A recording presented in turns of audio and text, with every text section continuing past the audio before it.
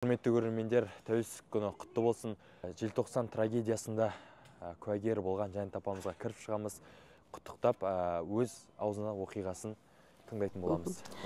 Мен аты-жөнім Жанат Тұрсынбекқызымын. Абай облысынан Ужар ауданының тумасымын. Сол енді 86-да сондай көп нелер естідік, көрдік те, қанша 22-ші жылы қирады ғой, сол сияқты қирады, біраз жерлер болды.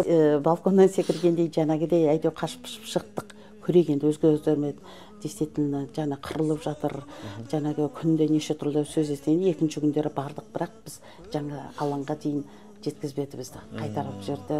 Содан қайтып келе жатқан кезде артынан жаңағы орыстың 4 жігіті соңыма түсіп, бұл қазақтың қызы баяғы білгеніміз істейік дегендей сондай қорлық сөздерді айтып келе жатқаннан кейін қаным қайнап ашуым келді да, 4 жігітті не керек жер жастандырдым. Өйткені намыс қазақтың қыздарын қорлауға бұндай жол болмас, жол бермеу керек депші.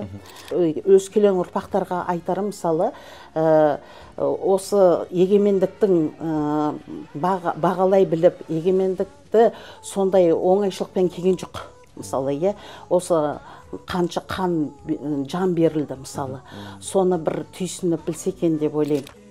Қызмет саяхат компаниясы атынан тәуелсіздік күнімен шын жүректен құттықтаймыз. Осы күнге жеткеніміз үшін шүкіршілік етіп, еліміздің жарқын болашағы үшін әрқайсымыз еңбек етуіміз керек. Қазақстанымыз аман, аспанымыз ашық, ұрпағымыз бейбіт заманда бақытты ғұмыр кешсін. Әр отбасыға береке, ынтымақ пен бақыт тілейміз.